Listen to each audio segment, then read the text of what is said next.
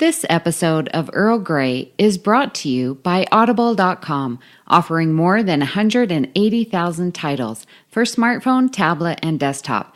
To get a free audiobook of your choice and help Trek FM at the same time, visit audibletrial.com/trekfm. And also by Enterprise in Space, an international program of the nonprofit National Space Society. Find out how you can help science and education and become a virtual crew member aboard the NSS Enterprise Orbiter by visiting enterpriseinspace.org. Hi, this is Denise Crosby. I played Tasha Yar on Star Trek The Next Generation, and you're listening to Trek FM.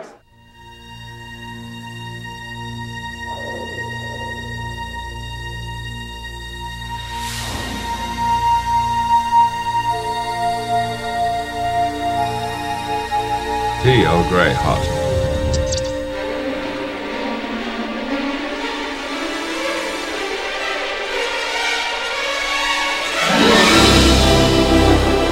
Hello, listeners, and welcome to another episode of Earl Grey. I'm your host, Amy Nelson, and joined with me today are Richard and Justin. Richard, how are you doing? I'm doing fantastic. Tired, but I'm good. Very good. How are you today? I am very excited. As of the day that we are recording, we've got Discovery coming out tonight, so super excited. And Justin, you're here too. How are you? I'm doing great. As you said, Discovery, we're going to be able to see it tonight. Very exciting. Of course, we'll be talking TNG today, but very excited. I think you have your Discovery shirt on. I do as well, so Yes. thought I'd be prepared. And I'm just in my Sriracha shirt. Of course. Richard's priority is hot sauce. Well, before we get going on today's episode, Justin, I think you had an update for a recent episode that we had dropped. So you want to tell the listeners about that? Yes. So a couple episodes back, I had on Brandon Shea Matala and Star Trek author Una McCormack, where we did a rewrite of the season 2 finale of TNG, Shades of Grey. We had a good time doing that. And during that rewrite, we asked for some feedback on some names for the episode, for our reimagined episode. And actually, during the episode, we came up with a couple of names, but on the Babel conference, a couple of other ones were thrown out. And I wanted to just read a few of them, and I think the one that I liked the best. So the ones that we got were The Root of All Evil, Root Canal, and Roots of Change. Can see a little theme there. We had something to do with roots. So if you haven't listened to the episode, go back and listen to it to see what's going on with that. But I think the one that I liked the best out of those was Roots of Change, which came from listener Luke Sim Jenkins. So congratulations on giving us what I thought was the best title for that. And glad that people enjoyed the episode. Yeah, it was really good. I got to listen to it, and you guys are just great. And Uma's great. She was so good. Yeah, we had a great time. She enjoyed it so much. Brandon enjoyed it so much. Yeah, it was pretty great. So while you guys were on your secret mission, we had some fun.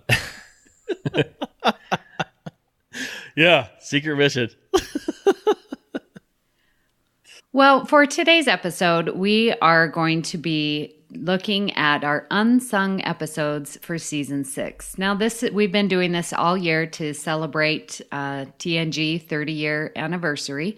And just to let you know, we have each chosen 3 episodes, and they're not specifically fan favorites, but they probably deserve a rewatch. And they're not going to be Chain of Command, Part 1 or 2, Tapestry, or Face of the Enemy. We felt that those were obvious fan favorites, and so those will be off of our list. However, the remaining episodes are open for us to choose. And so I'm very excited and a little sad because we've got season 6 today and then one more, and we will have covered all 7 seasons. Sad day. Sad day. Well, I'm very interested to see what everyone chose. I think this was especially difficult because season 6 is so good and a lot of fans enjoy it. So, Richard, let's start with your first pick. Well, it probably should come to no surprise what I've chosen, and I've chosen the Die Hard of all episodes. And if you don't know this, then you should probably go back and watch it. But it's Starship Mine. Absolutely love this episode. It's one of my favorites. I didn't even think of it as Die Hard until really when we were starting to talk about interviewing Morgan Gendel, and it just made sense. It was a great representation of that movie, because it's one of my favorite movies, and of course it's a required for Christmas. Yeah, I mean, it's just too bad he didn't blow anything up or something like that. That would have been awesome, like in the Nakatomi building. But yeah, it's fantastic episode. I absolutely love the feel of, we get to see more of the Enterprise, even though it's probably the same corridors from different angles. But at least the illusion is that we get to see more of the Enterprise, and I love that chase and and hiding sort of thing. So at least he had his shoes on. So that's the good news. Yeah, I really enjoy Starship Mine as well. It's great sometimes, to see action Picard, and it's just kind of a thrilling episode, and the whole idea of it is really interesting. I also like that we see Tim Russ before he played Tuvok on Voyager, which is cool. Yeah, it's just a really enjoyable episode.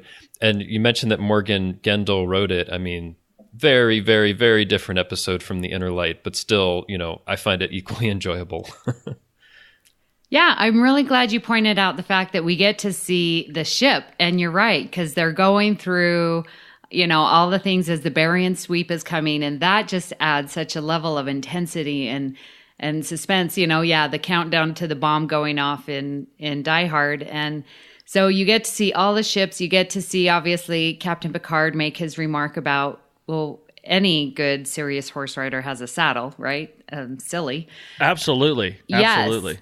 And so it's just a very good, high energy episode that is, acted so well. We get to see the Enterprise D in so many different rooms, and it's very, very good. Yes.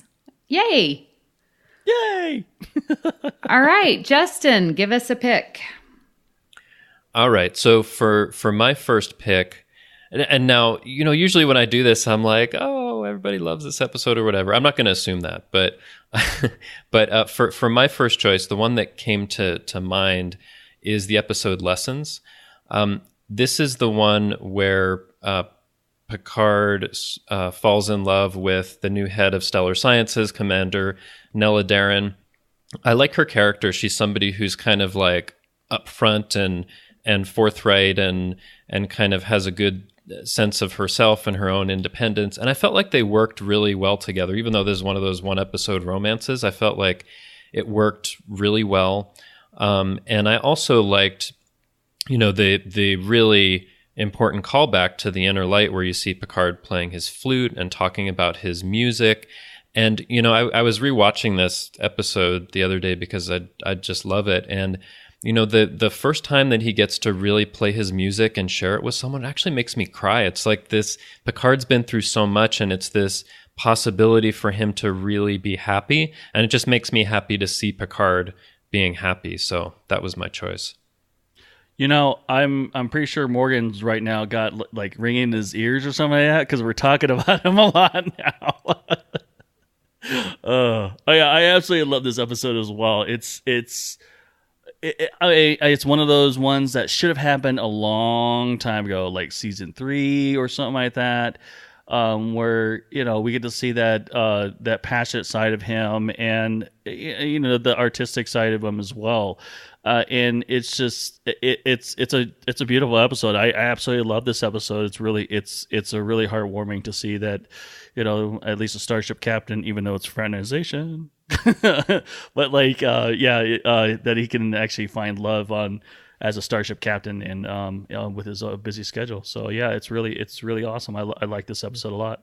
When you bring up lessons, I think back to, was it season 3, where we are introduced to Vosh and sort of how that interplay worked with Captain Picard and Vosh, and how Patrick Stewart went to the writers and said, this captain, he needs to have some romance. And so then we get Vosh. I never enjoyed that relationship between him and Vosh. And when I get to lessons, for some reason, it is vastly different. And I am one who enjoys the Picard and Beverly dynamic there and think that they should be together. And I like that, romance and stuff there. And so that's one of the reasons why I didn't like Vosh, because she was just too out there and she was in competition with Beverly. But with Nella Darren, to me, there's something there that she's intelligent, she's mindful, she thinks before she speaks, and they seem to have more connection and more in common than he did with Vosh. I mean, they did their archaeological things, but I like the relationship with Nella Darren and Picard, and it really shows that side that Picard is going to allow himself to open up and become vulnerable with her. And that's a really good look for Captain Picard. Yeah, and it's interesting you mentioned that, because I had occasion in my season 3 rewatch to watch Captain's Holiday, which is the first one with Vosh recently.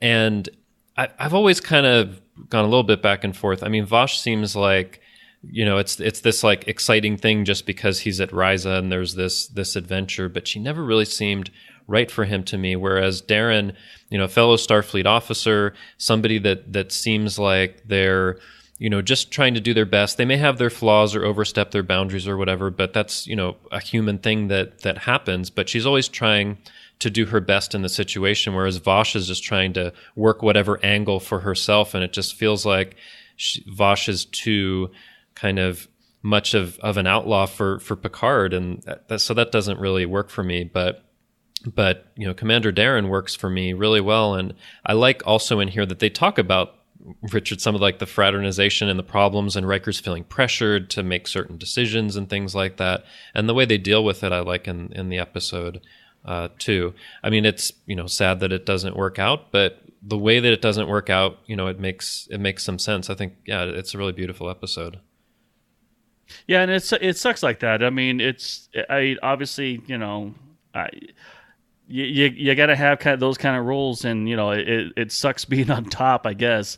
But like, yeah, I mean, especially with a busy schedule like he does. I mean, and then on top of that, they're traveling all over the galaxy. It's kind of hard to meet someone when you're the top dude on the starship. So yeah, it sucks, but it is what it is. It's what you signed up for.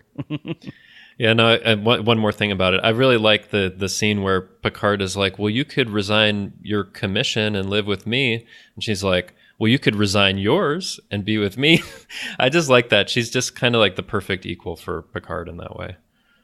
Yeah, and I like it also because, as you mentioned, it's, has that playback to Inner Light and some of the ramifications and of what he has experienced, as we've seen throughout the season. And I know it doesn't say it, but I feel that he has opened up to her about the Borg and just everything that he's gone through. I feel that they have that connection, and that he has been sharing all of those events and experiences that he has had on the Enterprise D. Okay, good pick. All right. So I am going for my first pick to talk about Timescape. Timescape, I watched this recently, and oh boy, this is so much fun. And it's good sci-fi, like good, science in it. And it's always fun when there's the space-time continuum and you're messing up with that. And so they realize they come into and you've got these beams, and the Romulans are firing on the Enterprise D, and the Enterprise D has the beam coming out. And so they realize that there's these bubbles where the space-time continuum has lapsed, and it's going like infinitesimally slow. And we find that because when they go to the engine room, the engine is in a warp core breach, and we've got the white smoke, and then we have lovely Picard drawing a little face and laughing. That's great. I love that moment. Yeah, so there's a lot here that I really like. Troy plays a really strong character here, and she's just sort of taking command and doing what she needs to do, and Data's doing what he needs to do, and Geordi's, doing the science that he needs to do, and Picard's losing his mind. So to me, it's very enjoyable. It's a good, how are they going to get out of this? Because you see, and everyone's just frozen. That's so cool, walking around the ship, and Troy comes around a corner. Oh, there's someone right there. And she goes to sick bay, and Beverly is in the process of being hit with this disruptor. And I just really enjoy Timescape. What do you guys think? Well, I love it. It's one of my favorite episodes. I like the concept where they're frozen in time and it's moving so slowly. And whenever I watch it, I think, in these frozen moments on the Enterprise D, all of the actors there have to like stay perfectly still. And I always look and they do such a great job at that. I like it overall for all of the reasons that you've given. And there's kind of a cool concept in there. Is this the one where, like on the Romulan ship, there's these like beings living inside their singularity that powers their warp core? It's yes. That one, isn't it? Yeah. And I find that concept really, really cool as well. What do you think, Richard? I like it. I love the whole conversation before the episode really gets down to the meat and potatoes of it. I use Beverly when she's or not Beverly. I use Troy when she winks as a meme all the time, and I use that all the time. So that's how I remember this episode. Is like whenever you see her, it's like you see her wink, and I love it. And it's so great. That I know. Yeah. Okay, I'm so glad you brought that up because I totally forgot. Yeah, because I'm in education, I cannot even tell you how many conferences I've been to. And some of them are good and some of them are bad. And just to hear them talking about just a normal day in Starfleet, getting trained and having to get their professional development hours in. It seemed so relatable to me. And Troy telling that story, and then Data asking the question, well, did you help him with his research? It's hilarious. So funny. Yeah, it's just like you said, it's just a plain early's. I'm sure, I don't know if that was impromptu or that was part of the script or something like that, but it was hilarious. Just basically talking crap behind their backs and everything and making fun of them, like it would be like if it was school or something like that. It's just it's a very fun part to it. Or at least that part is, and throughout the whole entire episode, it's a really good concept. I really like the episode. It reminds me of that what was it, that Geordi and what's that favorite character of yours? Ro. You're talking about the next phase. Yeah, it just reminds me of that one. Obviously, it's not like a time freeze or anything like that, or more like a dimensional, they can't see them sort of thing. But like, it's a really cool episode, just like that episode. This episode ranks right up there with it. It's a really cool episode. I like it a lot. Well, yeah, because like they've got same with the next phase, like they've got one of the Romulans that is the same. And here in Timescape, a couple of the Romulans, they, move and stuff like that. So. Yeah, and in that opening scene, it's one of my favorite Picard moments where he talks about this guy who was giving this lecture, and he says that he kept talking and talking in one long, unbroken sentence. Just very hypnotic. Yeah. I just love that. And I also love that by season 6, Picard is comfortable enough with the crew that he says things like that. I don't think he would have done that in the first season. Yeah, but true. It's great. And we could all relate to that. Yeah, they kept droning on and on. Yeah. All right. So, Richard, give us another season 6 unsung episode. I don't know what everyone thinks of it, but I mean, one of the things that I really love about this episode is that it sort of messes with your head, sort of thing, and it's frame of mind. I love frame of mind. I love a suspense story. I mean, like it's like what was that movie first? It's a movie a long time ago. Oh no, Along Came a Spider. There we go. I love that movie. It takes you for a thrill ride. You think you know who it is and everything, and then bam, it hits you right in the last 10 minutes. And I'm like, wow. And this episode is kind of like that kind of episode. I mean, obviously a lot older. I mean, Along Came a Spider is a lot sooner than this. But like this episode is like, it's like, well, what's going on? It's like that altered reality is like, really, this all is a dream or something like that. And they're trying to, this isn't the first time they've ever done an episode like this, but like, it's just one of those episodes where they try to, extract information and all that kind of stuff. And it's just, it's a mind. It's a mind thriller. Yeah. There you go. Thank you. I was going to say a little bit more derogatory, but okay. That'll work. Yeah, I love frame of mind, and I like the idea that there are all of these different layers of reality, and that when he breaks through them, you actually see this manifestation of it, like the screen just shattering off to reveal something else. And I think also it's a really well-directed episode. The way that they get all of these shots and get you into the episode, it feels very different from other Next Generation episodes. Almost like it's a play with some, augmented reality on top of it. It's really cool.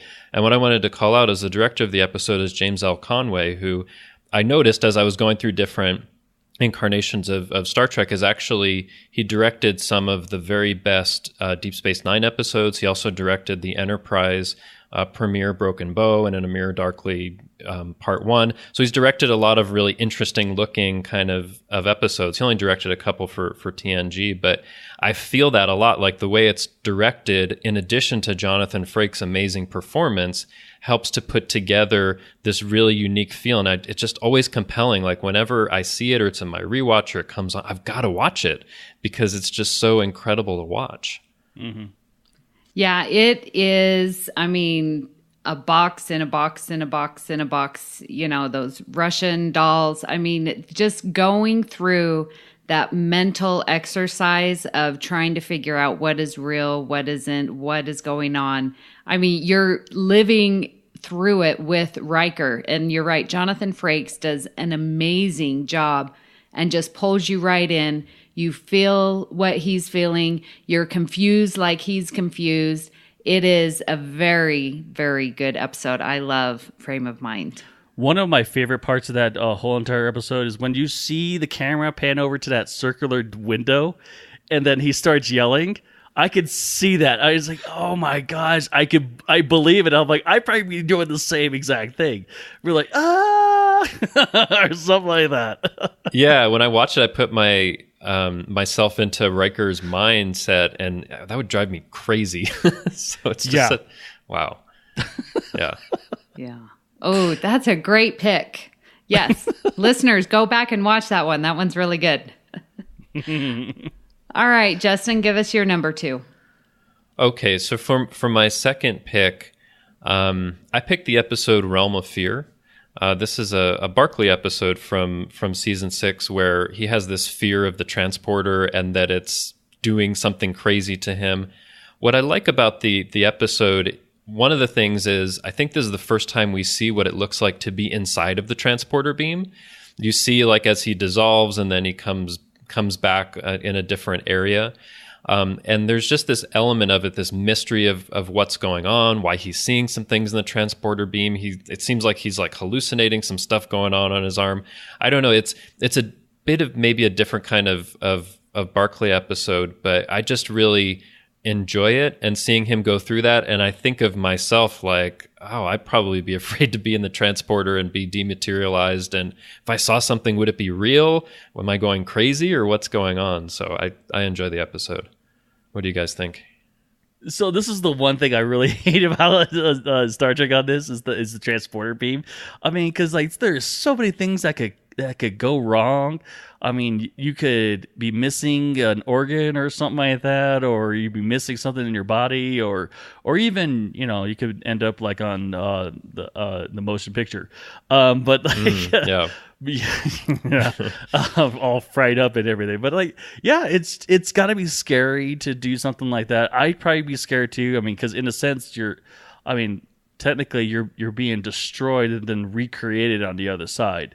So does that make you that same person or what? You know what I mean? Like that kind of like messes with your head.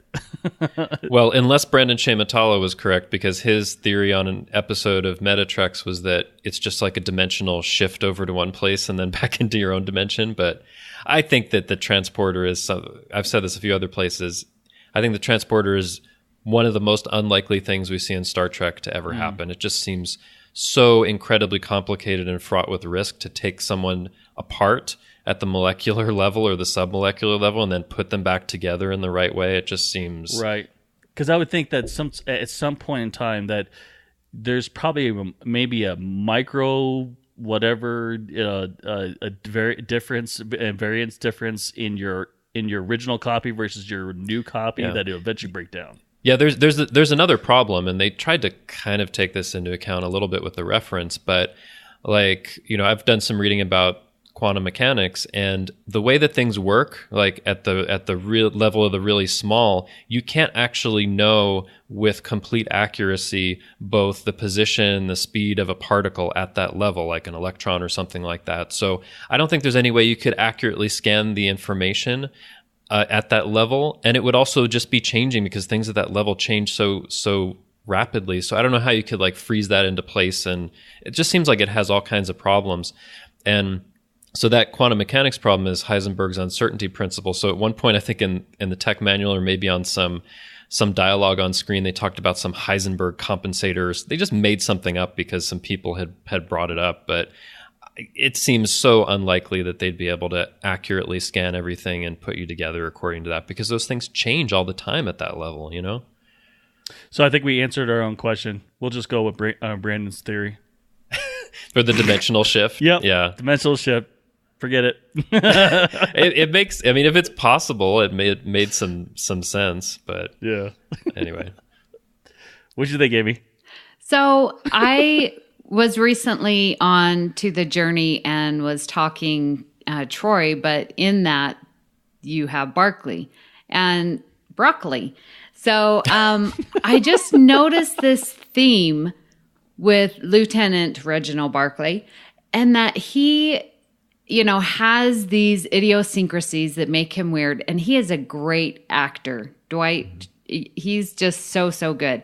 But what I see is that he's got these idiosyncrasies, and he has a way, I think because of that, of looking at things. And so here he's facing this fear, but then has this idea that these microorganisms are people, and he grabs them. I mean, that's so out of the box thinking.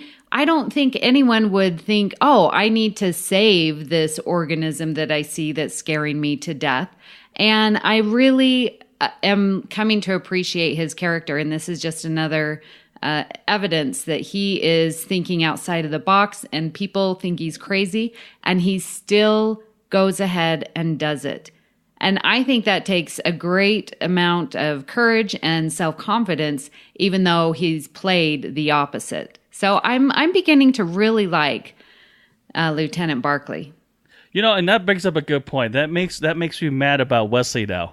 When he makes fun of him and everything. I mean, come on. I mean, he's got a different point of view. You got to make fun of him? Come on, seriously? Yeah. The other thing is, like, it was in season 4 in the Nth Degree that Barclay had this experience of becoming super intelligent and having all of this confidence. And I've always thought, like, when you see him later, there are bits of that come in, and maybe something from that experience, there was a moment of inspiration that he knew what to do in this situation and, grab this thing in the transporter beam because it was a person or something like that. So he still has his idiosyncrasies and can be a little off sometimes, but here and there he has that confidence that he takes from that other experience. I'm Yeah. sorry, I would not be grabbing that thing, whatever it was. I don't know if I That's would very either. brave of them to do that. Or very stupid, one of the two. Or I'm sorry, not stupid, foolish. There you go. Well, I want to bring up my second pick, and I encourage fans to go back and watch it. And I know this is one that's not well loved at all, and that is Aquiel. Now, Aquiel is a Geordie episode, and I say that and I laugh because poor Geordie, he just does not know how to find women. And Let's put it in poor lightly, but yeah. guy. So they go to a space station that's been under attack, and they can't find, anyone. And there's this molecular glue or goo that's on the floor, and they're trying to figure out who is it, and they think it's this Aquiel. And so the Klingons were there, and Geordie's going through her personal files because they think that she is dead. But then they find the Klingons, and there she is, and she has a dog, so we get to see Dog on the Enterprise again. But what I would say to you listeners to go back through, and why I'm choosing Aquiel, is it's a great whodunit mystery because we don't really know. We first think that Aquiel is dead, then she's alive. Well, if she's alive, then who is this goo that's on the ground? And is it the Klingons? And is this goo is a shapeshifter type of thing? So we get to see a little bit of that and how it comes up and it mimics Beverly's hand. That's really cool. I like that. But it just goes through and they're trying to figure out. It's a great whodunit episode. Yeah, well, here's what I'll say about Aquiel. The first time that I saw it, I thought, well, it's kind of interesting. I was surprised later to find out that a lot of people just hate it. It's also one of, like on IMDb, it's the second lowest rated episode of the entire season. So a lot of people don't like it. But, I find it interesting. And when I rewatch it, I'm like, this is fine. I mean, to me, it doesn't feel like, the best or the worst. It's just kind of somewhere in the middle. When you're right, I think there are some interesting elements for listeners to take a look at. I don't know. I just think of it as it's fine. It's not that bad. What do you think, Richard?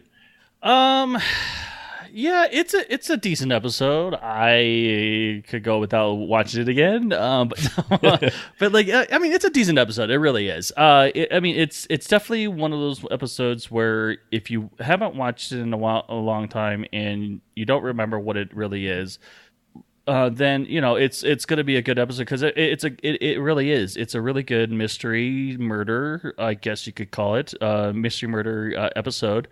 You're trying to figure out as the characters are trying to figure out whether or not she's alive or dead or what exactly happened, and it's a really interesting episode, especially for a first time watcher. I could see that, but I don't know. I mean, but it's definitely one of those episodes where once you watch it, that's it. It's one of those kind of episodes for me. So yeah. Well, it's definitely unsung. It is, for sure. Yes, you are right about that.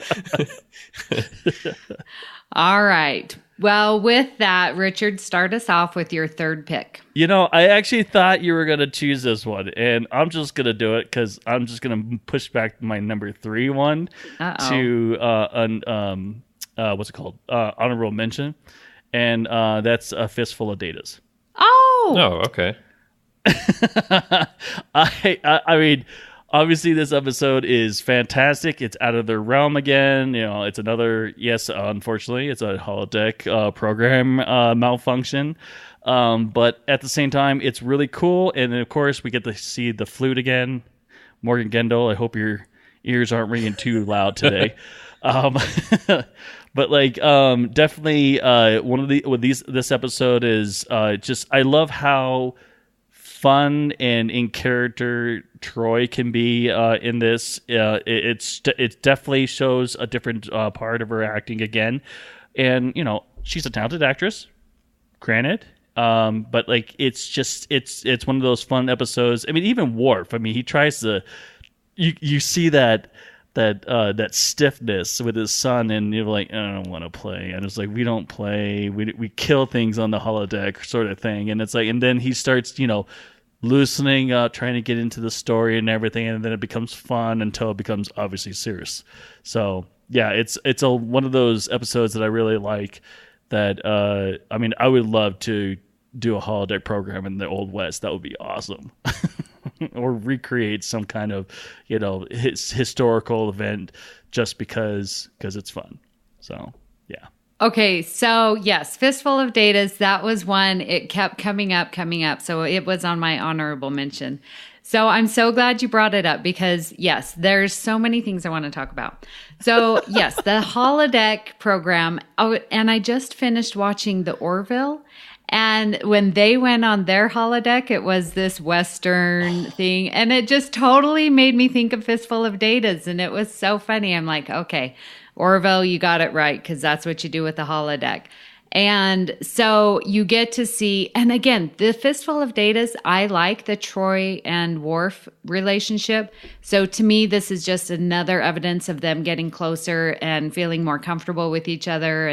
And I just love that Troy's like, well, I'm going along with you. And so she sort of invites herself, but that's okay. So I really like Fistful of Datas for that reason. And it just shows a wide range of acting, obviously, with Data and Troy and Worf. And I think this is a really good episode with Alexander as well. I know a lot of people don't really care for Alexander or his character, but I think it really proves the point of the father-son relationship, the give and take that is there. Okay, so since we're okay, I'm sorry. I know you're next, Justin, but give me 1 second.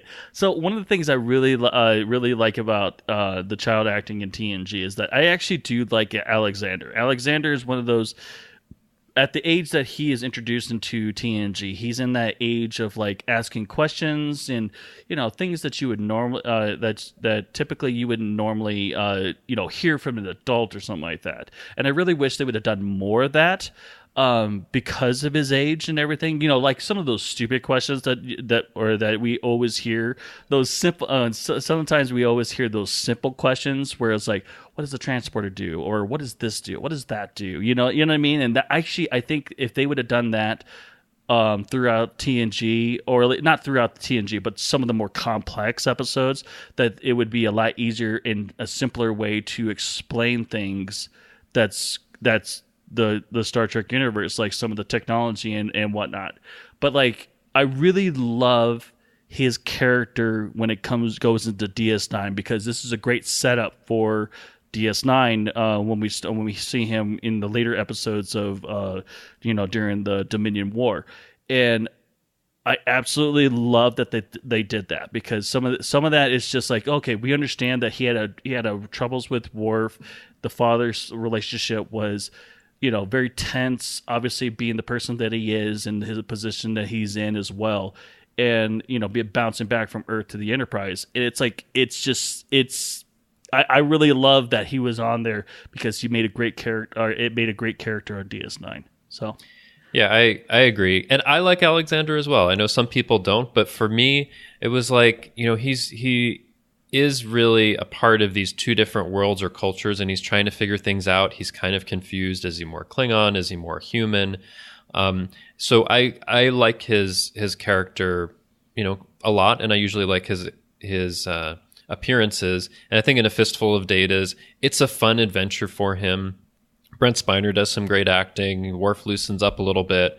I always enjoy it, and I love Troy in this episode too. She's just, badass Western Troy. It's very cool. Durango. Durango, sorry. But it's one of those things where Marina Sirtis gets to show off like a different side, and you feel a different part of Troy that's like looser and having fun with this program. So yeah, I like it too. And I know for some people, they're like, oh, something goes wrong on the holodeck. But you know what? If they handle it right, I enjoy it and I have fun with it, and I don't care that something broke down. Yeah. One more thing, Amy. How good? I'm sorry, Jennifer. Um, but if you're listening, I'm sorry. How good does Troy look in that freaking hat and in everything? She's so smoking hot. She just pulls it off completely. Yep. Oh my gosh, she's sitting there with her feet up, with the boots on and everything. Oh my gosh, yeah. Yeah, she got into character and made it her own, and that made it even more attractive on her. Oh my gosh, yeah, she's great. I love her. But yeah, great episode. It is. All right, Justin, how about your third one? All right, so my third choice is the quality of life. So this is the episode where they're visiting this station. First of all, I found the concept kind of interesting. They're mining stuff from orbit, which seems, and it's coming up in this particle fountain. It's kind of a cool idea. But in the course of that, there's this, scientist where she's invented this new kind of adaptable tool. And in the course of the episode, they find out that it seems like this entity might be sentient. And I love the questions and things that go on related to that. And also, Data kind of really trying to figure out what's going on and defending this new life form. There's just a lot of aspects to it that I like. I always like the TNG episodes where they find something that doesn't seem to be life or sentient at first, and it kind of turns out that it is, or there's another way to see it, especially if it's something that's non-humanoid. So I just really enjoy the episode and what goes on in it, and I think it's a really good Data episode also. What do you guys think? I like this episode. It's a very cute. It's very rare I say cute, but like it's a very cute episode. They are. It really is. It's a really cute little thing that obviously it puts itself out of danger and it wants to look out for itself and basically stay alive, which is obviously for a sentient being, that's ultimately what it is. But like it's definitely one of those episodes where they try to figure it out, and I absolutely like it because it's very I don't want to say, I guess touching it would be, because like it's trying to live, and we're the inconsiderate ones, and put it in life's danger and probably even kill it. So but yeah, either way, it's a really cute episode. I really like it. It's I like it a lot. This is probably one I need to go back and watch now that you bring it up. I remember the exocomps, and they are, and they're just going about doing their things, and then when there's danger, they're going to get out of there and not be destroyed. So it definitely, has hints of what TNG has explored in almost every season. What is life, and how are we treating that? So it's a great episode. Yeah, it is, and I like that it's in a different kind of form, because previously they've explored something like the nanites, which are like these little creatures that are just practically microscopic and reproduce like that. No, but I really like it when there are these different kinds of life forms that they find and discover. And this is a different kind than, say, the nanites, because you can actually, see them and touch them and interact with them. And it just brings it home, I think, even more. So. Okay, well, my third and final pick is Man of the People. Again, I don't think that this is too highly regarded, but I wanted you listeners, if you would, to go back and watch it again. And here's the reasons why. Well, first, let me recap in case you forgot. So they are bringing a Alcon. I forget his title. He's going to help mediate, right? And so, but he has this ability to get rid of his negative feelings and channel them into another human being. And so when we first meet Alcon, he beams aboard and he says, well, this is my elderly mother. And it come to find out she passes away. And according to his culture, they are to not do autopsies, and this is just killing Beverly. Of course, she wants to know what's going on and why can't we, and she's not supposed to die. And so anyways, he needs to find a replacement for this person who has just passed, because otherwise he's going to get his negative feelings put back on him, and he feels justified in getting rid of these negative feelings because he is doing such important work and helping cultures and other people come together. So it's his responsibility to be his best. And it goes through and he finds Troy, and then Troy starts aging, and it's a great Troy episode. But I just love that idea and that concept of, what do you do when you have negative feelings and negative emotions? Are you, transferring them and blowing off and getting mad at other people? Because it's not their fault. It's, these emotions that we have to learn to deal with. And I like this idea of, is it justifiable? Because here Alcon is doing a great service for the Federation and for amazing, great people, to injure a few people, the needs of the many argument. So I'm interested. And for me, when I watch Man of the People, that's what I think of. Well, yeah, I think there's some interesting things it brings up, but this may be one of my least favorite Next Generation episodes. I just find it really hard to watch this guy that's just dumping his negative emotions and negatively affecting Troy and all this stuff.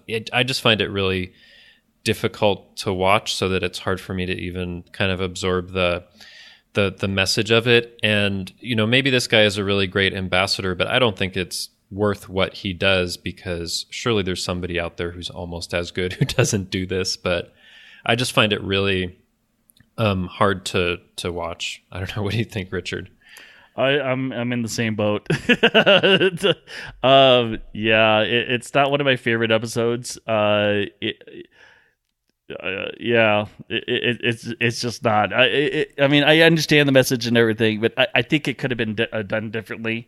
But it's just like, it's not one of my favorites. I'm sorry, Amy. So I understand it's not a favorite, but I still am curious to know. Not that you would, but he found, or I'm assuming that he found this way to get rid of his negative emotions. That's a huge draw, to live life without negative emotion. Yeah, but so I get what you're saying. It's just, but like at the same time, some of those negative emotions can also inspire you to do good as well. And if you don't have at least a good balance between the two, or at least, obviously a more balance for the good and, less for the evil, then really it's you're kind of half the person that you are. Because I guess if you have negative emotions or negative thoughts or whatever or whatnot, it also molds what your next decision is going to be, because you're already thinking about what the next person is thinking or possibly might be thinking, and it might influence your choices for whatever you're doing. In this case, negotiations. And like it's kind of unrealistic, but it's kind of unrealistic to not have those negative emotions, because you need them in order to form a more broad and sound decisions. So I think that, me personally, I think when it comes to like something like as important as negotiations, it'd probably be best to have that kind of balance between the two. But if you don't have them and you're just thinking positive, well, that's also a great way of getting taken advantage of too. So yeah, and maybe building off of that a little bit. I think it depends on how you use these things. Like if you take an emotion like anger, people can use anger to, hurt other people or kill other people, or they can be, say, angry at an injustice or somebody's freedom being taken away and want to do something about that to make the world better. So I don't know if I even agree with the idea of trying to like get rid of those somewhere. I think we all need to kind of deal with the kind of full kind of scope of emotions. Now, of course, in the Star Trek universe, say Vulcans deal with it differently by kind of suppressing those things, and they have their own difficulties with that. But, as a message for us as humans in the 21st century or whenever, really, I think we do need those things sometimes to drive us to make things better. I agree. in a season 2 episode, Loud as a Whisper, I really enjoy that. And we have Troy again, not really falling for, but falling for another, mediator. But in Loud as a Whisper, there we have the interpreter. He loses his chorus. And he's going through some major pain and not knowing what to do, but he turns that, and there's a quote in there, and I wish I had it memorized, but, you turn that negative into a positive. You use that as a strength. And I think that has shown better in season 2 with that episode compared to Man of the People. And you're right, those negative feelings, they're not always fun, but they number one, broaden your perspective, and number 2, can enable you to see the larger picture and to actually have good come out of it because of those negative feelings. So yeah, and you mentioned Loud as a Whisper, which I really like. It's probably one of my favorite season 2 episodes. And what he says in there, I think I remember it, is turning disadvantage into advantage. Yes. So in that episode, something that he thought would be the worst possible thing for being successful in the negotiations, losing his chorus, actually turns out to be one of the best things for possibly moving forward. So yeah, and I think in our lives, we need those things sometimes that are a setback, a failure, something that seems negative, that you can then use to refocus and turn to something else, or just redouble your efforts for something better. So, but it's interesting, that episode, Man of the People, is one that I'm always like, I really don't like that. But it's got us into an interesting conversation, and that's one of the things that's important. Yes, it's very Star Trek for me. Yeah, I like it. I can see that. It. Okay, well, those are our 3 picks. Now, Richard, in your honorable mentions, did we not cover something, or did we get them all? Fistful of Datas was obviously going to be the honorable mention if you would have mentioned it. But Quality Life was also another one. Mm-hmm. And then, of course, Tapestry was stripped from me. Yes. All right. Justin, did we not cover something on your honorable mention list? I did have something that wasn't covered, and I'll just preview it by saying, click, click, click, click, click, click, click, click, click, click, click. Oh. It's the episode Schisms, maker of many, many nightmares. Yes. But I think it's a really excellent episode because there's this weird thing that's going on. People are being, taken against their will at night, and they have to kind of figure out what's going on. And there's this holodeck recreation. I don't know. There's something about just the whole feel of it that I find really interesting and compelling, even though I think it gave me a nightmare the first time that I saw it. But anyway, that was I didn't do the clicks well enough, but that's my honorable mention. There are so many good episodes on season 6. I mean, we could be here for hours talking about each one, but we shall end with our final thoughts for season 6. Richard, what do you think of this season 6? I absolutely love season 6. It's one of my favorites. As I said, one of my favorite series, or part 2, and two-parters. There we go. Is Chain of Command. I absolutely love Chain of Command. It's one of my favorite two-parters of all times. And even just that episode, that two-parter. All these episodes are fantastic. I mean, there's like maybe one or two that I could go without, but for the most part, yeah, all of these episodes are just fantastic. It definitely fired on all cylinders, and on the story writing and everything. And it's just, they did a fantastic job on season 6. Yeah, I'd have to agree with you. Season 6, and that's why I thought that this unsung episode for this season was so difficult. There's so many good ones, and you're right. I mean, and I love Birthright, part 1 and part 2. You've got your Time Zero finishing up, and Chain of Command. There's so many good ones. Every single one, you just look and you're like, oh my gosh, I love it. This is really a wonderful season. And it was difficult to find some that not too many fans appreciate because this season is so solid. Justin, your thoughts? Yeah, I said in the last Unsung that season 5 is my favorite episode of The Next Generation. But, going through this, season 6 really gives it a run for its money, I think. And now I have to go back and think, well, is season 6 actually my favorite? I don't know. I mean, in addition to all of the great ones that you guys mentioned within the season, we also have things like Relics, where you see Scotty on The Next Generation. I love that episode. You have True Q, where you have Amanda, who's finds out that her heritage is really being part Q, and I love that. Rascals, which we talked about on our Ensign Row episode, I love that one too.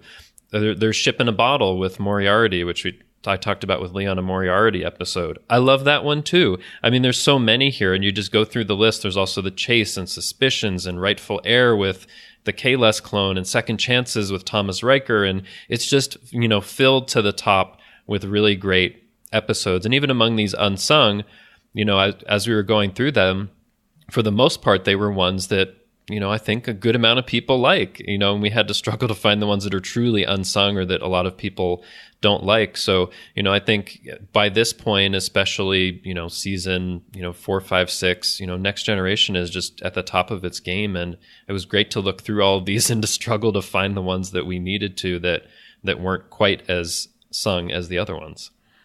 Well, it has been so much fun talking about unsung episodes from season 6 of The Next Generation, but that isn't the only thing we've been talking about here on the network. Here's what you might have missed elsewhere on Trek FM. Previously on Trek.fm, the 602 Club. And this is happening a lot more in the Star Wars books, and I think it's because it allows them freedom, which is to do books that become character studies. And I think it's very clear that this book, in a lot of ways, is a character study of who this person is and what it is that causes the actions that we see in The Force Awakens to make more sense.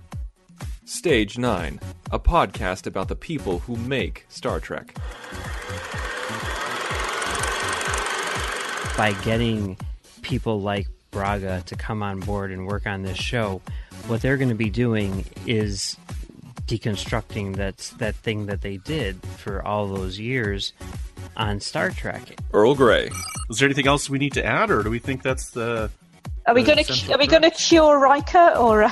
Oh shoot! I forgot about Riker. Yeah, sure, fine. We'll keep him around. Yeah, we've cured Riker, and then for me, this would or not. Meta Treks. Troy's quarters, Data's quarters. They're very Spartan.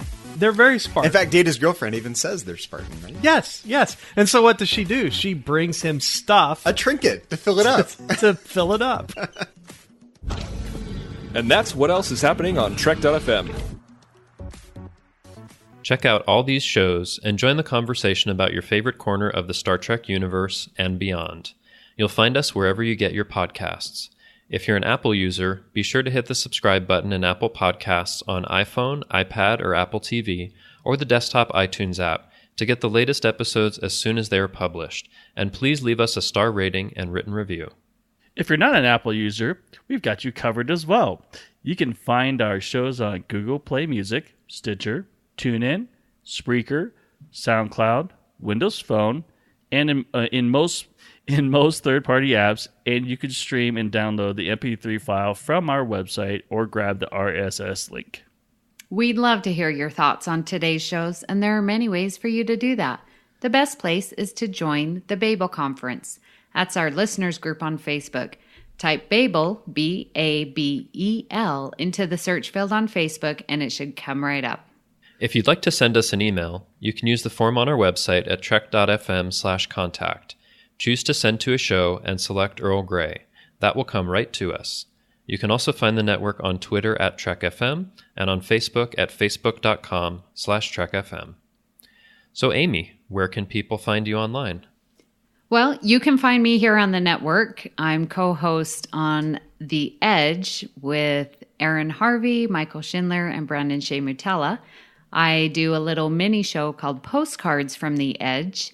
and very excited to hear the fan response for the Discovery TV series that's opening up. Yay! I am also on Twitter at Miss Amy Nelson, but my favorite place is to hang out on the Babel Conference. So, Richard, where can people find you? Well, they can find me also in the Babel Conference. I pop in here and there. And they could also find me on Twitter. My handle is xransom. Justin, where can they find you? Well, you can find me on Twitter. I'm at TrekFan4747, where I tweet about nothing but Star Trek. I'm on my Season 3 rewatch of The Next Generation, and I realize that I've been saying that for many episodes, it seems now. It's taken me a little while to get through Season 3, not because it isn't an excellent season, because it is, but because, being part of Earl Grey and doing some other stuff, I've gotten busy. But I'm still doing at least a couple episodes a week, and I'll finish up with Season 3 sometime. But anyway, you can follow me along as I do that and tweet about other things related to Star Trek. And you can also find me hanging around the Babel Conference on Facebook. If you'd like to help us keep all our shows coming to you each week, you can become a patron of the network on Patreon. Visit patreon.com/TrekFM. That's patreon.com/TrekFM to get all the details. Perks include early access to episodes, exclusive content, producer credits, and more available through our special patrons website, Patron Zone. It requires a great deal of money to produce and distribute these shows each month. We really appreciate any support you can give us and hope that you'll join the team. Again, you'll find all the details at patreon.com/TrekFM. We'd like to take this opportunity to recognize our current associate producers, Norman Lau, Justin Ozer, and Michael Huter. Thank you so much for supporting Earl Grey. So join us next time for another cup of Earl Grey. Today is a good day to die! Things are only impossible until they're not. Great joy and gratitude.